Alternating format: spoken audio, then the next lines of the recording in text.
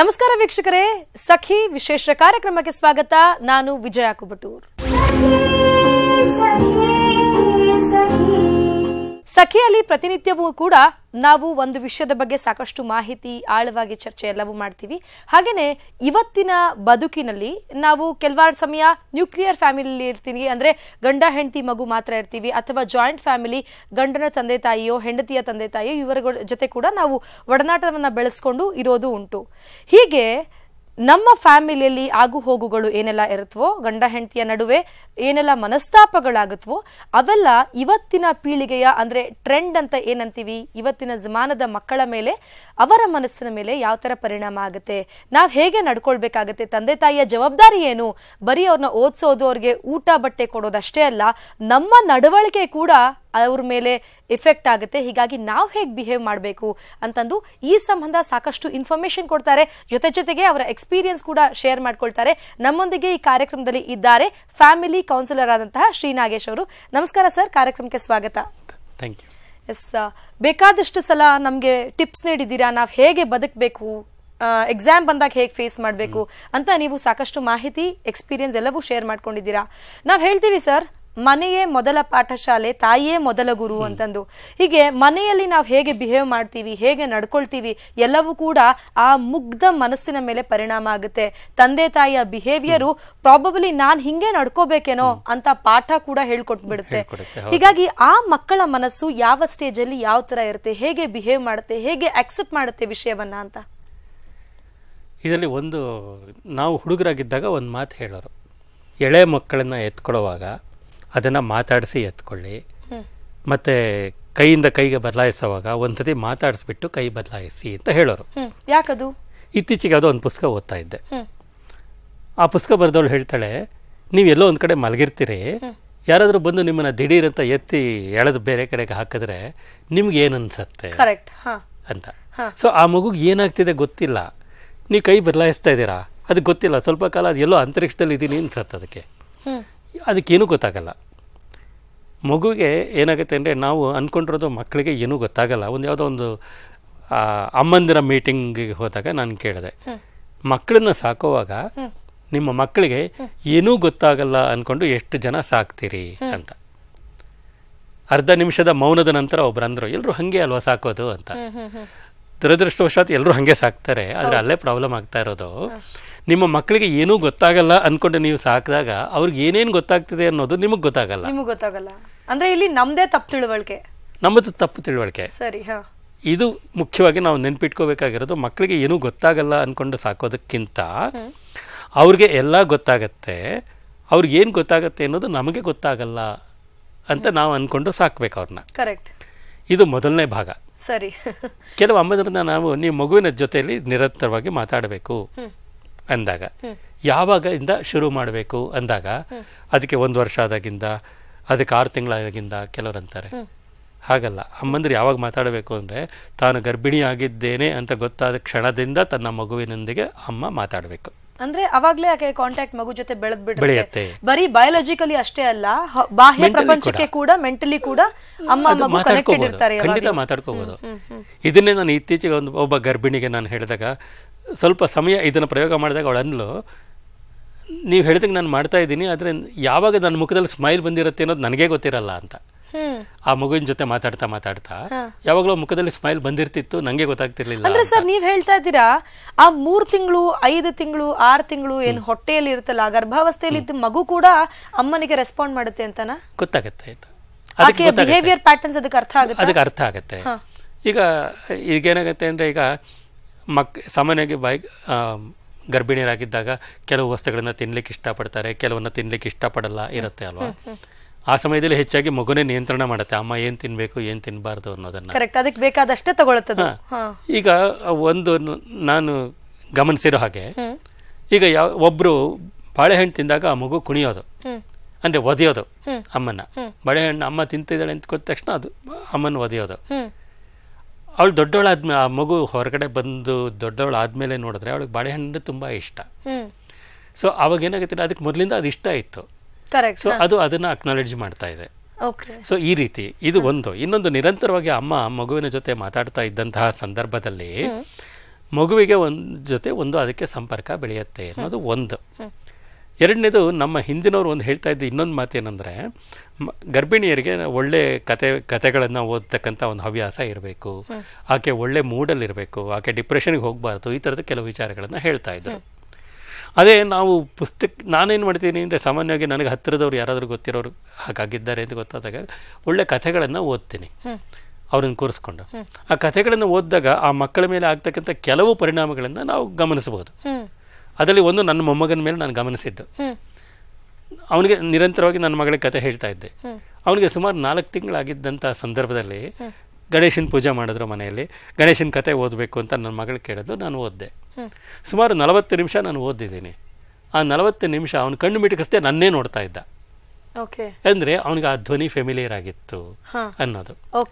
ಅದರಿಂದ ಈ ಸಮಯದಲ್ಲಿ ನಾವು ತಾಯಿಯನ್ನ ಚೆನ್ನಾಗಿ ನೋಡ್ಕೋಬೇಕು. ರೈಟ್. ಅಂದ್ರೆ ಇದು ಗರ್ಭಾವಸ್ಥೆಯಲ್ಲಿದ್ದಾಗ ತಾಯಿ ಮಗುವಿನ ಕನೆಕ್ಷನ್ ಹೇಗಿರುತ್ತೆ ಅಂತ ಹೇಳ್ತಾರೆ.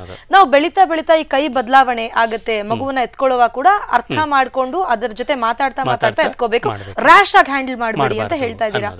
ಮನೆಯಲ್ಲಿ ನಾವು ಹಿಂಗ್ ಕೈ ಬದಲಾವಣೆ ಇರಬಹುದು, ತಂದೆ ತಾಯಿ ಇರಬಹುದು, ಅತ್ತೆ ಮಾವ ಇವ್ರ ಜೊತೆ ಎಲ್ಲ ನಾವು ಬಿಹೇವ್ ಮಾಡುವಾಗ ಇದರ ಇಂಪ್ಯಾಕ್ಟ್ ಕೂಡ ಮಗು ಮೇಲೆ ಆಗುತ್ತೆ. ನಮ್ಮ ಬಿಹೇವಿಯರ್ ಹೇಗಿರ್ಬೇಕಾಗುತ್ತೆ? ಖಂಡಿತ ಅದು ನೋಡುತ್ತೆ. ಅದರಿಂದ ಏನಾಗುತ್ತೆ ಅಂದ್ರೆ, ಈಗ ಮಗು ನಮ್ಮನ್ನ ನೋಡಿ, ಅದರಲ್ಲೂ ಮುಖ್ಯವಾಗಿ ಇನ್ನೊಂದು ಪಾಯಿಂಟ್ ಹೇಳಲಿಕ್ಕೆ ಇಷ್ಟಪಡ್ತೇನೆ. ಮಗುವಿನ ಮೊದಲ 4 ತಿಂಗಳು ಅದಕ್ಕೆ ತುಂಬಾ ಗೊಂದಲಗಳಿರುತ್ತೆ, ಕನ್ಫ್ಯೂಷನ್ ಇರುತ್ತೆ. ಹುಟ್ಟಿದ ನಂತರ ಅದಕ್ಕೆ ತುಂಬಾ ಕನ್ಫ್ಯೂಷನ್ ಇರುತ್ತೆ, ಏನಾಗ್ತಿದೆ ಗೊತ್ತಾಗ್ತಿರಲ್ಲ. ಆ ಸಮಯದಲ್ಲಿ ಅದು ಅಳತ್ತೆ. ಅಂದ್ರೆ ತನ್ನ ಗಾಬರಿಯನ್ನ ಅದು ಅಳುವಿನ ಮೂಲಕ ವ್ಯಕ್ತಪಡಿಸುತ್ತೆ. ಸಾಮಾನ್ಯವಾಗಿ ಜನ ತಿಳ್ಕೊಂಡಿರೋದೇನೆಂದ್ರೆ, ಮಗುಗೆ ಹಸುವಾದ್ರೆ ಅಳತ್ತೆ, ಇಲ್ಲ ಗಲೀಜ್ ಮಾಡ್ಕೊಂಡಿದ್ರೆ ಅಳತ್ತೆ, ಇಲ್ಲ ಏನಾದ್ರೂ ಹುಷಾರ್ ತಪ್ಪಿದ್ರೆ ಅಳತ್ತೆ. ಅದೇನೋ ಹೇಳ್ಕೊಳಕ್ಕೆ ಹೊರಟಿದೆ, ಅದಕ್ಕೆ ಹೆಂಗ್ ನಂತರ ಮಾತು ಬರಲ್ಲ, ಹಂಗಾಗಿ. ಆದ್ರೆ ಮಗು ಅಳೋದಕ್ಕೆ ಇನ್ನೂ 6-7 ಕಾರಣಗಳಿದೆ. ಅದಕ್ಕೆ ಹಾಕೊಂಡಿರೋ ಡ್ರೆಸ್ ಇಂದ ತೊಂದರೆ ಆಗ್ತಾ ಇದ್ರೆ ಅದು ಅಳಬಹುದು, ಅದಕ್ಕೆ ತುಂಬಾ ಬೋರ್ ಆಗಿದ್ರೆ ಅಳ್ತಾ ಇರ್ಬೋದು. ಅಥವಾ ಇನ್ನೊಂದು ಏನಾಗಿರುತ್ತೆ ಅಂದ್ರೆ, ಯಾವ್ದೋ ಒಂದು ಅಪರಿಚಿತ ಜಾಗಕ್ಕೆ ಕರ್ಕೊಂಡು ಹೋದಾಗ ಎಲ್ಲೋ ಕರ್ಕೊಂಡ್ ಬಂದ್ಬಿಟ್ಟಿದ್ದಾರೆ, ನಂಗೆ ಏನು ಗೊತ್ತಾಗ್ತಿಲ್ಲ ಅಂತ ಅಳಬಹುದು. ಸೊ ಈ ತರ ಬೇರೆ ಬೇರೆ ಕಾರಣಗಳಿಗೆ ಅಳುತ್ತೆ ಅಂತ. ಅದೇ ಅತ್ತಾಗ ಹತ್ತಿರ ಯಾರಿರ್ತಾರೆ ಅವ್ರು ಅದಕ್ಕೆ ಸಮಾಧಾನ ಮಾಡ್ಬೇಕು, ಅದನ್ನ ಮಾತಾಡಿಸ್ಬೇಕು. ಅದನ್ನ ಪಕ್ಕದಲ್ಲಿ ಎತ್ಕೊಂಡು ನಾವು, ನೀನ್ ಯೋಚನೆ ಮಾಡಬೇಡ, ನಿಂಗೇನು ತೊಂದರೆ ಆಗಲ್ಲ, ನಾವಿದೀವಿ, ಅದಕ್ಕೆ ಉತ್ತರ ಹೇಳಕ್ ಗೊತ್ತಾಗದೇ ಇರ್ಬೋದು. ಆದ್ರೆ ಮಗುಗೆ ಅರ್ಥವಾಗತ್ತೆ, ನಮ್ಮ ಧ್ವನಿಯ ಮಾಧುರ್ಯ ಅದಕ್ಕೆ ಸುದ್ದಿಯನ್ನ ಕಮ್ಯುನಿಕೇಟ್ ಮಾಡುತ್ತೆ. ಅಂದ್ರೆ ಸರ್, ನೀವ್ ಹೇಳ್ತಾ ಇದ್ದೀರಾ ಗರ್ಭಾವಸ್ಥೆಯಿಂದ ಕೂಡ ಈ ಪುಟಾಣಿ ಮಕ್ಕಳು, ಅಂದ್ರೆ ನಾವು ಇನ್ಫ್ಯಾಂಟ್ ಬಗ್ಗೆ ಮಾತಾಡ್ತೀವಿ, 1 ವರ್ಷದ ಒಳಗಿನ ಮಕ್ಕಳು, ಅವು ಕೂಡ ತಂದೆ ತಾಯಿಯ ಈ ಲೆವೆಲ್ ನ ಅಕ್ಸೆಪ್ಟ್ ಮಾಡ್ಕೊಳ್ಳುವಂತವು. ನಾವ್ಯಾಕೆ ಅವ್ರು 2-3 ವರ್ಷ ಆದಾಗ, 4-5 ವರ್ಷ ಆದಾಗ ಕೂಡ, ನಾನು ನನ್ನ ಗಂಡ ಮಾತನಾಡ್ತಿರುವಾಗ, ನಾನು ನನ್ನ ತಂದೆ ತಾಯಿ ಮಾತನಾಡ್ತಿರುವಾಗ, ಜಗಳ ಆಡ್ತಿರುವಾಗ, ಇದು ನನ್ನ ಮಗುಗೆ ಅರ್ಥ ಆಗಲ್ಲ ಅಂತ ಯಾಕೆ ತಾಯಿಯಂದರು ತಂದೆಯರು ಅನ್ಕೊಳ್ಳೋದು? ಅಂದ್ರೆ ಇಲ್ಲಿ we lack that confidence about the kid, ಅಥವಾ ನಮಗೆ ಆ ನಾಲೆಡ್ಜ್ ಇಲ್ಲ ಮಗುವಿನ ಬಗ್ಗೆ ಅಂತಾನ, ಏನಂತ ಇದನ್ನ ಎಕ್ಸ್ಪ್ಲೇನ್ ಮಾಡ್ತೀರಾ? ಮಗುವಿನ ಬಗ್ಗೆ ಯೋಚನೆ ಮಾಡಲ್ಲ, ಮಗುವಿನ ಬಗ್ಗೆ ನಾವು ಯೋಚನೆ ಮಾಡಲ್ಲ. ಈಗ ಜಗಳ ಆಡುವಾಗ, ಗಂಡ ಹೆಂಡತಿಯರು ಜಗಳ ಆಡುವಾಗ ಇಬ್ಬರ ಗಮನನೂ ಎಲ್ಲಿ ಕೇಂದ್ರೀಕೃತವಾಗಿರುತ್ತೆ ಅಂದ್ರೆ, ತಪ್ಪು ಇನ್ನೊಬ್ಬರದು ಅಂತ ಪ್ರೂವ್ ಮಾಡಬೇಕು. ಅಂದ್ರೆ ನಾನ್ ಸೇಫ್ ಆಗಿದ್ದೀನಿ, ನಾನು ಕ್ಲಿಯರ್ ಹ್ಯಾಂಡು, ನಿಂದೆ ತಪ್ಪು ಅಂತ ಇಬ್ರು ಪ್ರೂವ್ ಮಾಡಬೇಕು.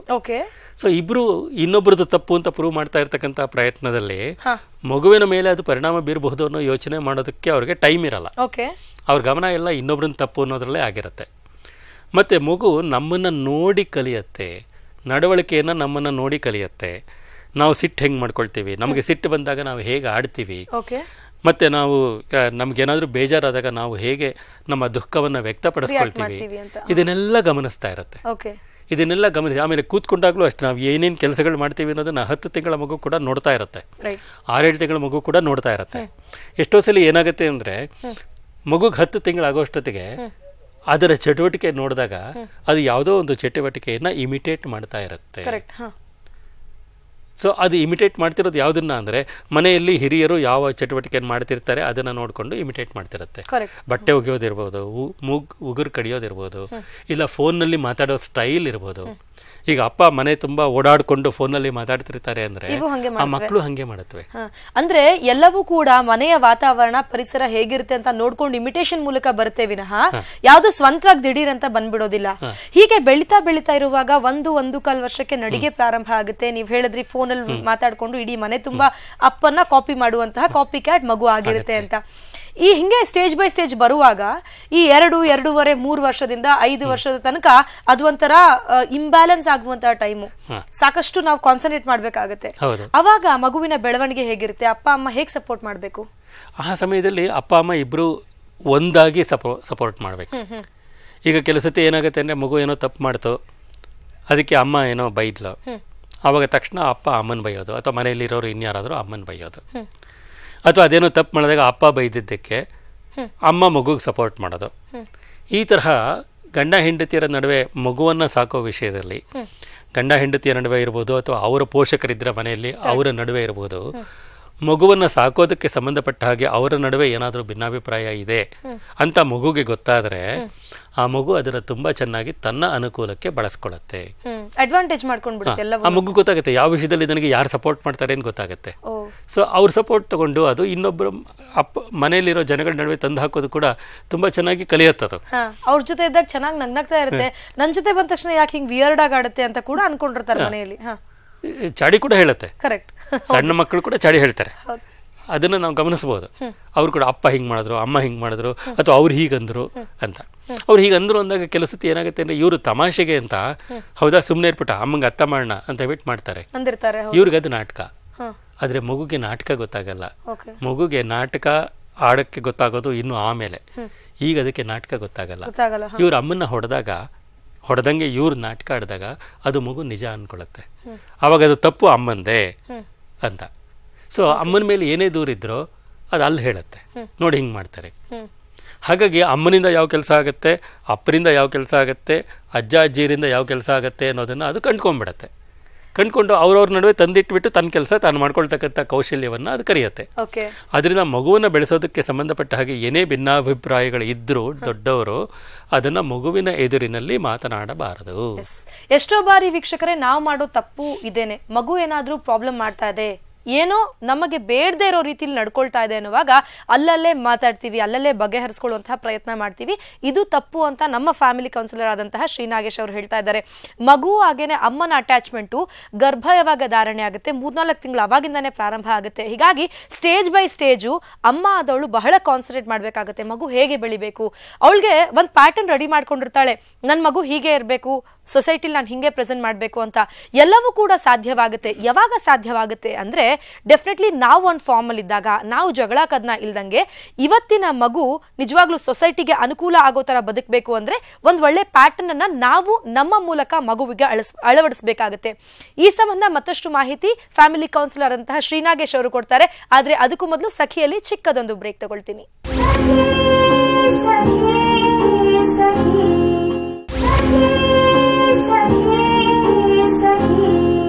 ವಿರಾಮದ ನಂತರ ಮತ್ತೊಮ್ಮೆ ಸಖಿ ವಿಶೇಷ ಕಾರ್ಯಕ್ರಮಕ್ಕೆ ಸ್ವಾಗತ ವೀಕ್ಷಕರೇ. ನಾವು ಮನೆಯಲ್ಲಿ ಮಕ್ಕಳನ್ನ ಬೆಳೆಸುವಾಗ ನಮ್ಮ ಪ್ಯಾಟರ್ನ್ ಹೇಗಿರ್ಬೇಕು, ನಮ್ಮ ನಡವಳಿಕೆ ಹೇಗಿರ್ಬೇಕು ಅಂತ ಸಾಕಷ್ಟು ಮಾಹಿತಿ ಕೊಡ್ತಾ ಇದ್ದಾರೆ ಫ್ಯಾಮಿಲಿ ಕೌನ್ಸಿಲರ್ ಅಂತ ಶ್ರೀ ನಾಗೇಶ್ ಅವರು.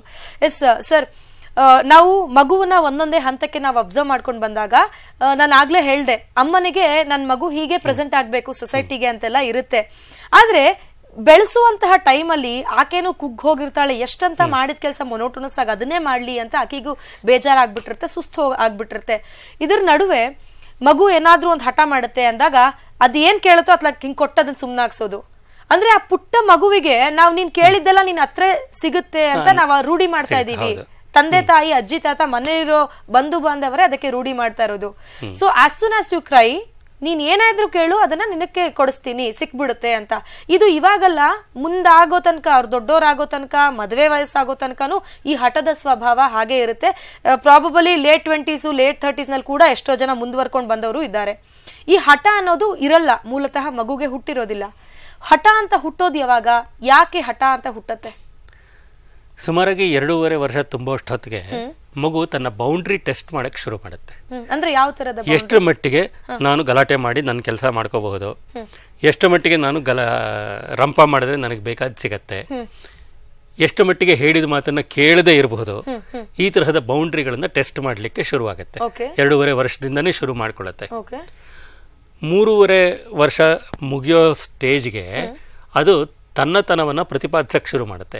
ನನಗೆ ಹೀಗೆ ಇರಬೇಕು, ನನಗೆ ಇದೇ ಬೇಕು, ಅದೇ ಬೇಕು ಅಂತಕ್ಕಂತ ಒಂದು ಗಲಾಟೆ ಹಿಡಿಲಿಕ್ಕೆ ಶುರು ಮಾಡುತ್ತೆ. ಹಾಗೆ ಮಾಡಿದಾಗ ಕೆಲವನ್ನ ನಾವು ಕೊಡಬಹುದು, ಆದ್ರೆ ಕೇಳಿದ್ಯೆಲ್ಲ ಸಿಗಲ್ಲ ಅಂತ ಹೇಳ್ಬೇಕು. ಅಂತಹ ಸಂದರ್ಭಗಳಲ್ಲಿ ಇದೇ ಬೇಕು ಅಥವಾ ಅದೇ ಬೇಕು ಅಂತ ಅದು ರಚ್ಚೆ ಹಿಡಿದಾಗ ಸ್ವಲ್ಪ ಸಮಯ ನಾವು ಅದನ್ನು ಬಿಟ್ಬಿಡ್ಬೇಕು. ಒಳ್ಳೆ ಮಾತಲ್ಲಿ ಹೇಳಲಿಕ್ಕೆ ಒಂದು 2-3 ಸಲ ಪ್ರಯತ್ನಗಳನ್ನು ಮಾಡಬಹುದು. ಅದು ಕೇಳದೆ ಇನ್ನೂ ಹಠ ಹಿಡಿತಾ ಇದ್ರೆ ಬಿಟ್ಬಿಡ್ಬೇಕು, ಇಗ್ನೋರ್ ಮಾಡಬೇಕು. ಇಗ್ನೋರ್ ಮಾಡಿದಾಗ ಏನಾಗುತ್ತೆ ಅಂತಂದ್ರೆ ಸ್ವಲ್ಪ ಸಮಯ ಹಾಗೆ ಬಿಟ್ರೆ ಓಕೆ ಇವರು ಇದನ್ನ ಒಪ್ಪಲ್ಲ, ಬಗ್ಗೋದಿಲ್ಲ ಅಪ್ಪ ಅಮ್ಮ ಅಂತ ಗೊತ್ತಾಗತ್ತೆ. ಆವಾಗ ಅದೇನ್ ಮಾಡತ್ತೆ, ನಾನು ಏನ್ ಮಾಡ್ಲಿ ಅಂತ ಕೇಳತ್ತೆ. ಅವಾಗ ನೋಡಿಬಿಟ್ಟು ಇದು ಮಾಡುವ ಅಂದ್ರೆ ಅದು ಹ್ಞೂ ಅಂತ ಒಪ್ಕೊಳತ್ತೆ. ಸೊ ಆದ್ರೆ ಅದು ಕೇಳಿ ಅದು ಅಳ್ತಾ ಇದೆ ಪಾಪ ಮಗು ಅಂತ ನಾವು ಕೊಟ್ರೆ ಅವಾಗ ಅದಕ್ಕೆ ಗೊತ್ತಾಗುತ್ತೆ ಮಾಡೋದೇ ಅಪ್ಪ ಅಮ್ಮ. ಹೌದಾ? ತಂದೆ ತಾಯಿನೇ ತಪ್ಪು, ತಂದೆ ತಾಯಿ ಇರ್ಬೋದು ಅಥವಾ ಅಜ್ಜಿ ತಾತ ಇರ್ಬೋದು, ಮನೇಲಿ ಇದ್ದವ್ರೆ, ನಮ್ಮಂತ ದೊಡ್ಡವರೇನೆ ಇದನ್ನೆಲ್ಲ ಕಲ್ಸ್ಕೊಡೋದು ಮಕ್ಕಳಿಗೆ. ಸೊ ಅದರಲ್ಲೂ ರೀಡರ್ಸ್ ಡೈಜೆಸ್ಟ್ ನಾನು ತುಂಬಾ ಹಿಂದೆ ಓದಿದ್ದು, ಒಂದ್ ಮಗುವನ್ನ ಸುಧಾರಣೆ ಮಾಡಬೇಕು ಅಂದ್ರೆ ನೀನು ಅದರ ಅಜ್ಜ ಅಜ್ಜಿಯರಿಂದ ಶುರು ಮಾಡಬೇಕು ಅಂತ ಹೇಳಿದ್ರು. ಸೊ ಕೆಲವು ಸತಿ ಏನಾಗುತ್ತೆ ಅಂದ್ರೆ ಮಗು ಒಂಚೂರು ಅಳ್ತಿದೆ ಅಂದ್ರೆ ಇವ್ರಿಗೆ ಸಹಿಸಕ್ಕಾಗಲ್ಲ, ಅವಾಗ ಮಕ್ಕಳಿಗೆ ಹೇಳ್ಬಿಡ್ತಾರೆ ಅಳಿಸ್ಬೇಡ ಮಕ್ಕಳನ್ನ ಅಂತ. ಸೊ ಅದರಿಂದ ಏನಾಗುತ್ತೆ ಅಂದ್ರೆ ಅಜ್ಜ ಅಜ್ಜಿ ಶೆಲ್ಟರ್ ತನಗೇನಾದ್ರು ಆಮೇಲೆ ಏನಾದ್ರು ಬೇಕು ಅಂದಾಗ ಮೊದಲು ಅಳಕ್ ಶುರು ಮಾಡುತ್ತೆ. ಏನು ಅಂದ್ರೆ ಇದು ಕೊಡಿಸ್ಬಿಡ್ತಾರೆ ಅಂತ, ಅವಾಗ ಅದೇನು ಅಂತ ಹೇಳುತ್ತೆ. ಸೊ ಅದರಿಂದ ಏನ್ ಮಾಡ್ಬೇಕು ಅಂದ್ರೆ ಆ ತರ ರಚ್ಚೆ ಹಿಡಿತಾ ಇದೆ ಅನಗತ್ಯವಾಗಿ ಎಂದಾಗ ಅದನ್ನ ಇಗ್ನೋರ್ ಮಾಡೋದು ಒಳ್ಳೇದಾ? ಇಗ್ನೋರ್ ಮಾಡ್ಬೇಕು. ಹಾಗೇನೆ ಸರ್, ಏನಾದ್ರೂ ಒಂದು ಕೆಲಸ ಮಾಡುವಾಗ ಅಂದ್ರೆ ಈ 3-4 ವರ್ಷಕ್ಕೆ ನಾವು ಸ್ಕೂಲ್ಗೆ ಹಾಕ್ಬಿಟ್ಟಿರ್ತೀವಿ. ಇವತ್ತಿನ ಟ್ರೆಂಡ್ ವಿಮೆನ್ ಅಮ್ಮಂದಿರು ಡೆಫಿನೆಟ್ಲಿ ಹಾಕಿರ್ತಾರೆ, ಪೆನ್ಸಿಲ್ ಹಿಡಿಲೇಬೇಕಾದಂತಹ ಅನಿವಾರ್ಯತೆ ಮಗು ಕೂಡ ಆಗಿರುತ್ತೆ. ಹೀಗಾಗಿ ನೀನೊಬ್ನೇ ಕುತ್ಕೊಂಡ್ ಮಾಡು ಅನ್ನೋದಲ್ಲ, ನಾವು ಜೊತೆ ಹೋಮ್ವರ್ಕ್ ಮಾಡೋಣ ಬಾ, ನಾನು ಕೂತ್ಕೊಳ್ತೀನಿ ಅಂತ ಕೂತ್ಕೋಬೇಕಾಗತ್ತೆ ಅಪ್ಪ ಅಮ್ಮಂದಿರು. ಏನ್ ಹೇಳ್ತೀರಾ ಇದಕ್ಕೆ? ಅದಕ್ಕೆ ಕಾರಣ ಏನಂದ್ರೆ ನಾವು ಮಕ್ಕಳಿಗೆ ಜವಾಬ್ದಾರಿ ಕಲಿಸಲ್ಲ. ಈಗ ಮಗು ಸ್ಕೂಲ್ಗೆ ಹೋಗುತ್ತೆ, ಬ್ಯಾಗ್ ತಗೊಂಡೋಗೋರು ಯಾರು? ಇಲ್ಲ, ಅಮ್ಮನ ಯಾರೋ ತಗೊಂಡೋಗಿರ್ತಾರೆ ಅಲ್ವಾ? ಇವನ್ ಹೈಸ್ಕೂಲ್ಗೆ ಬಂದ ಮಕ್ಕಳ ಬ್ಯಾಗ್ಗಳನ್ನ ಕೂಡ ಅಪ್ಪ ಅಮ್ಮ ಎತ್ಕೊಂಡು ಹೋಗೋದನ್ನ ನಾನು ನೋಡಿದ್ದೆ. ಯಾವಾಗ ಅಪ್ಪ ಅಮ್ಮ ಎತ್ಕೊಂಡು ಹೋಗ್ತಾರೆ, ಆ ಮಗು ಬ್ಯಾಗು ಅದು ಅವ್ರದ್ದು, ನಂದಲ್ಲ. ಅದು ಒಂದು. ಇನ್ನೊಂದು, ಮಕ್ಕಳಿಗೆ ನಾವು ಹೇಳೋದೇನೆಂದರೆ ನೀನು ತುಂಬ ಚೆನ್ನಾಗಿ ಓದಬೇಕು, ತುಂಬ ಒಳ್ಳೆ ಕೆಲಸ ಸೇರ್ಕೋಬೇಕು, ತುಂಬ ಚೆನ್ನಾಗಿ ಸಂಪಾದನೆ ಮಾಡಬೇಕು, ನಮ್ಮನ್ನು ಚೆನ್ನಾಗಿ ಸಾಕಬೇಕು. ಅವಾಗ ಮಗುಗೆ ಓದೋ ಗುರಿ ಏನು? ಇವ್ರನ್ನ ಚೆನ್ನಾಗಿ ಸಾಕೋಕ್ಕೋಸ್ಕರ ನಾನು ಚೆನ್ನಾಗಿ ಓದಬೇಕು. ಅವಾಗ ಅದೇನು ಮಾಡುತ್ತೆ, ನಾನು ಚೆನ್ನಾಗಿ ಓದಬೇಕಾ, ನಂಗೆ ಈ ಮೊಬೈಲ್ ಕೊಡಿಸಿ, ಮೋಟರ್ ಬೈಕ್ ಕೊಡಿಸಿ, ಇನ್ನೇನೋ ಕೊಡಿಸಿ ಅಂತ ಡಿಮ್ಯಾಂಡ್ಗಳು ಮಾಡುತ್ತೆ. ಮತ್ತೊಂದು ಕಡೆ ಡಿಮ್ಯಾಂಡ್ ಸೃಷ್ಟಿ ಮಾಡೋಕ್ಕೆ ಹೇಳ್ಕೊಡೋದು ನಾವೇನೆ.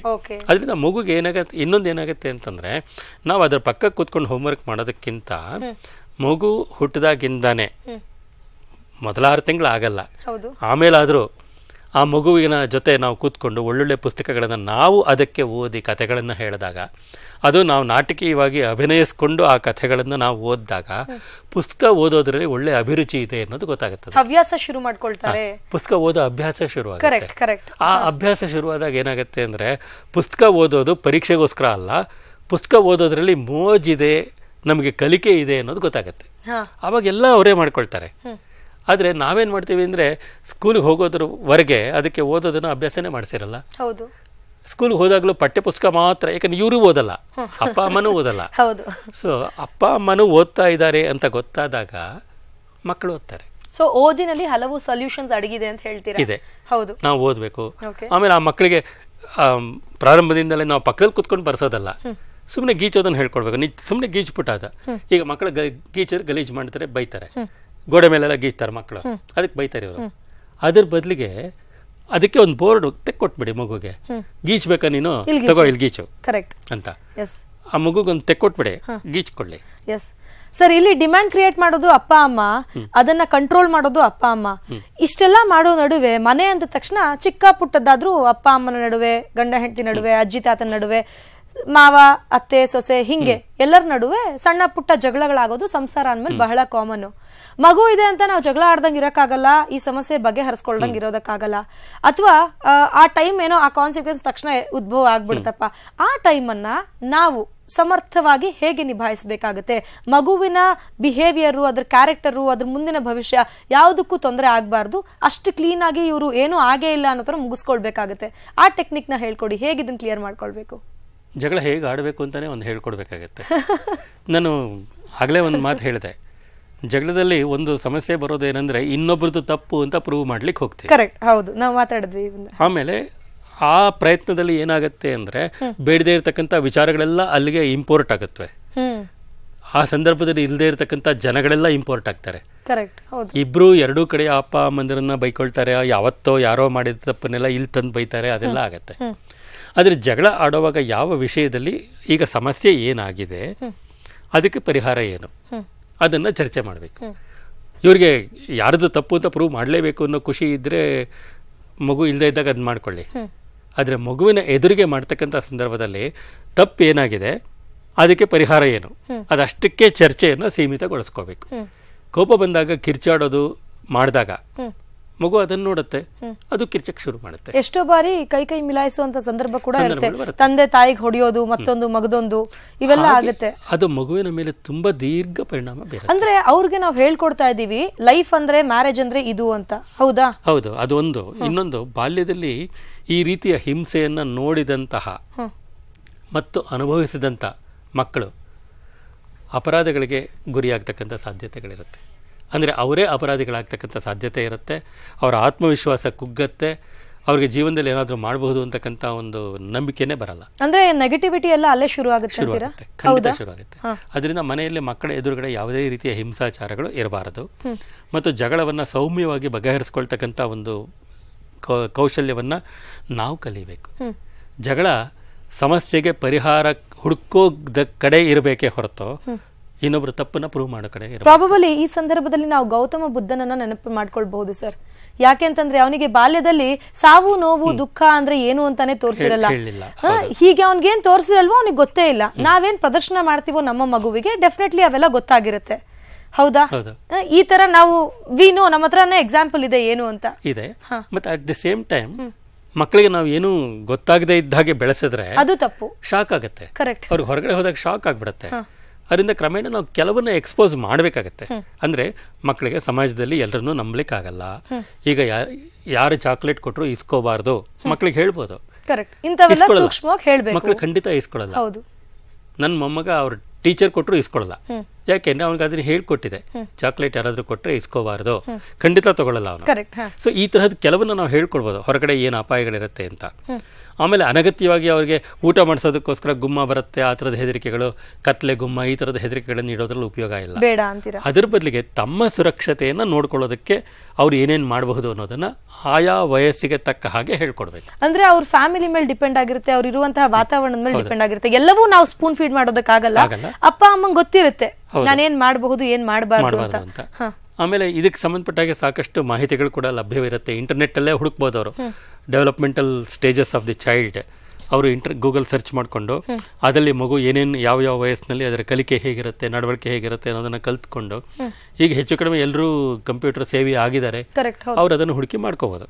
ಕಂಪ್ಯೂಟರ್ ಸೇವಿ ಅಲ್ಲದೇ ಇರೋರು, ಅದು ಅಭ್ಯಾಸ ಇಲ್ಲ ಅನ್ನೋಂಥವ್ರು ಸಾಮಾನ್ಯವಾಗಿ ಯಾರಾದರೂ ಮನಃಶಾಸ್ತ್ರಜ್ಞರನ್ನಾಗ್ಲಿ ಅಥವಾ ಆಪ್ತ ಸಮಾಲೋಚಕರನ್ನಾಗ್ಲಿ ಸಂಪರ್ಕ ಮಾಡಿದ್ರೆ ಅವರು ಹೀಗೀಗೆ ಮಾಡಬಹುದು ಅಂತಕ್ಕಂಥ ಸಲಹೆಯನ್ನ ಕೊಡಬಹುದು. ಇನ್ನು ಮನೆಯಲ್ಲಿ ಅಪ್ಪ ಅಮ್ಮ ಒಂದ್ ವೇಳೆ ಜಗಳ ಆಡಿದಲ್ಲಿ ಪ್ರತಿನಿತ್ಯ ಆ ಗೋಳಿರುತ್ತೆ, ಆ ಕೆಟ್ಟ ಬೈಗುಳಗಳು ಎಲ್ಲವೂ ಇರುತ್ತೆ ಅಂತ ಆದಂತಹ ಸಂದರ್ಭದಲ್ಲಿ ಮಕ್ಕಳ ಎಜುಕೇಶನ್ ಮೇಲೂ ಪರಿಣಾಮ ಬೀರುತ್ತೆ. ಅವ್ರು ಡಿಪ್ರೆಷನ್ಗೆ ಏನಾದ್ರೂ ಹೋಗುವಂತ ಚಾನ್ಸಸ್ ಇರುತ್ತಾ? ಹೋಗೋ ಸಾಧ್ಯತೆಗಳಿರುತ್ತೆ. ಆದರೆ ಈ ಪ್ರಾರಂಭಿಕ 5 ವರ್ಷಗಳು ಮಗುವಿನ ಮೇಲೆ ಯಾವ ರೀತಿಯ ಪರಿಣಾಮ ಆಗಿದೆ ಅನ್ನೋದು ಕೂಡ ತುಂಬಾ ಇಂಪಾರ್ಟೆಂಟ್ ಆಗುತ್ತೆ. ಇನ್ನೊಂದು, ಮಗು ರಚನೆ ಆಗ್ತಕ್ಕಂಥ ಮೊದಲ 15 ದಿನ ಕೆಲವು ಚಾಯ್ಸಸ್ ಮಾಡ್ಕೊಳತ್ತಂತದು. ಅಪ್ಪ ಅಮ್ಮ ಇಬ್ಬರ ಕ್ರೋಮೋಸೋಮ್ಸ್ ಇಂದ ಕೆಲವು ಚಾಯ್ಸಸ್ ಮಾಡ್ಕೊಳತ್ತಂತೆ ಮೊದಲ 15 ದಿನ. ಇವ್ರಿಗಿನ್ನೂ ಗೊತ್ತೇ ಆಗಿರಲ್ಲ, ಆಗ್ಲೇ ಮಾಡ್ಕೊಳತ್ತಂತೆ ಅದು. ಆ ಚಾಯ್ಸ್ ಅಲ್ಲಿ ಕೆಲವನ್ನ ಅದು ಅಕ್ಸೆಪ್ಟ್ ಮಾಡ್ಕೊಂಡಿರುತ್ತೆ, ಕೆಲವನ್ನ ಬಿಟ್ಟಿರುತ್ತೆ. ಆ ಬಿಟ್ಟಿರೋದು ಎಲ್ಲೋ ಒಂದ್ ಕಡೆ ಸುಪ್ತವಾಗಿ ಕೂತಿರುತ್ತೆ. ಅದಕ್ಕೆ ಪೂರಕವಾಗಿ ಈಗ ಯಾರೋ ಆಲ್ಕೋಹಾಲಿಕ್ ಯಾರೋ ಇರ್ತಾರೆ ಅನ್ಕೊಳ್ಳಿ, ಆ ಗುಣವನ್ನ ಅದು ಬಿಟ್ಟಿರ್ಬೋದು, ಇದು ಬೇಡ ಅಂತ. ಆದರೆ ಅದಕ್ಕೆ ಪೂರಕವಾದಂತಹ ವಾತಾವರಣ ನಿರ್ಮಾಣವಾದರೆ ಅದು ಬೇಡ ಅಂತ ಬಿಟ್ಟಿರೋದು ಮೇಲ್ ಬರುತ್ತೆ. ಆ ದೃಷ್ಟಿಯಿಂದ ಮಗು ಅದರಿಂದ ಆನುವಂಶಿಕ ಗುಣಗಳಿಂದ ಕೂಡ ಹಲವಾರು ವಿಚಾರಗಳನ್ನು ಅದು ಕಲಿಯುತ್ತೆ. ಆದರೆ ವಾತಾವರಣ ಮನೆಯಲ್ಲಿ ಉತ್ತಮವಾಗಿದ್ದರೆ ಮಗು ಆತ್ಮವಿಶ್ವಾಸದಿಂದ ಬೆಳೆಯುತ್ತೆ, ಸದೃಢತೆಯಿಂದ ಬೆಳೆಯುತ್ತೆ, ಮೌಲ್ಯಗಳನ್ನು ಕಲಿಯುತ್ತೆ. ಅದನ್ನ ನಾವು ಆ ತರಹದ ವಾತಾವರಣವನ್ನ ನಿರ್ಮಾಣ ಮಾಡಿ. ಸೊ ಎಲ್ಲವೂ ಕೂಡ ತಂದೆ ತಾಯಿ ಅಜ್ಜಿ ತಾತ ಮನೇಲಿರುವಂತಹ ವಾತಾವರಣ ಮೇಲೆ ಡಿಪೆಂಡ್ ಆಗಿದೆ ಅಂತ. ಜಗಳನ ಅವಾಯ್ಡ್ ಮಾಡಕ್ಕಾಗಲ್ಲ, ಆದ್ರೆ ಹೇಗೆ ಆಡ್ತೀವಿ ಅನ್ನೋದು ತುಂಬಾ ಮುಖ್ಯ ಆಗುತ್ತೆ. ಸಾಕಷ್ಟು ವರ್ಕೋಹಾಲಿಕ್ ಆಗ್ಬಿಟ್ಟಿರ್ತೀವಿ ಸರ್, ಮನೆಗ್ ಬಂದ್ರೆ ಇರಿಟೇಟ್ ಆಗುತ್ತೆ, ಮಗು ಬೇರೆ ಕೈಯ ಅಂದ್ರೆ ಇನ್ನೂ ಹಿಂಸೆ ಆಗ್ಬಿಡುತ್ತೆ. ಅಂತ ಟೈಮಲ್ಲಿ ಎರಡು ಹೊಡೆಯೋದು ಕೂಡ ಇದೆ, ಜಗಳ ಆಡೋದು ಇದೆ. ನಾವ್ ಇದೆಲ್ಲ ಲೆಕ್ಕಾನೇ ಮಾಡಲ್ಲ, ಚರ್ಚೆಗೂ ತಗೊಳ್ಳಲ್ಲ, ನಾವ್ ಹೇಳ್ದಂಗೆ ಕೇಳ್ತಾರ ಬಿಡು ಅಂತ ಅನ್ಕೊಳ್ತೀವಿ. ಹಾಗೇನೆ ಇವತ್ತಿನ ಯುವ ಅಪ್ಪ ಅಮ್ಮಂದಿರಿಗೆ ಟು ಬಿ ಪೇರೆಂಟ್ಸ್ಗೆ ಸಾಕಷ್ಟು ಮಾಹಿತಿ ನೀಡಿದ್ದೀರಾ. ಸಖಿ ಕಾರ್ಯಕ್ರಮದಲ್ಲಿ ಬಂದು ಪಾಲ್ಗೊಂಡು ಧನ್ಯವಾದ ಸರ್. ನಮಗೆ ಥ್ಯಾಂಕ್ ಯು. ವೀಕ್ಷಕರೇ, ಮಗು ಫಾರ್ಮ್ ಆಗುವಂತಹ 15 ದಿನದಲ್ಲೇ ತನ್ನ ಚಾಯ್ಸ್ ಅನ್ನ ತಾನು ಸೆಲೆಕ್ಟ್ ಮಾಡ್ಕೊಂಡು ಬಿಟ್ಟಿರ್ತಂತೆ. ಅಪ್ಪನಿಂದ ಏನ್ ತಗೊಳ್ಳಿ, ಅಮ್ಮನಿಂದ ಏನ್ ತಗೊಳ್ಳಿ ಅಂತ. ಹೀಗಾಗಿ ಮಗು ಒಂದು ಸಲ ಗರ್ಭದಿಂದ ಹೊರಗೆ ಬಂದ ನಂತರ ಆ ಚಾಯ್ಸು ತಂದೆ ತಾಯಿಗಿರುತ್ತೆ. ನಾನು ಹೇಗೆ ಬೆಳೆಸಬೇಕು, ನನ್ನ ಈ ಮಗು ಇವತ್ತಿನ ಸೊಸೈಟಿಯಲ್ಲಿ ಹೇಗೆ ಬೆಳಿಬೇಕು ಅಂತ. ಹೀಗಾಗಿ ಅಂತಹ ಸಪೋರ್ಟ್ ಕೊಡಬೇಕು ಅಂತ ಬ್ಯೂಟಿಫುಲ್ ವಾತಾವರಣವನ್ನ ಪ್ರತಿಯೊಬ್ರು ಕೂಡ ನಿಮ್ಮ ಮಗುವಿಗೆ ಕಲ್ಪಿಸಿ ಅಂತ ಹೇಳ್ತಾ ಸಖಿ ಕಾರ್ಯಕ್ರಮ ಮುಗಿಸ್ತಾ ಇದ್ದೀನಿ. ಧನ್ಯವಾದ.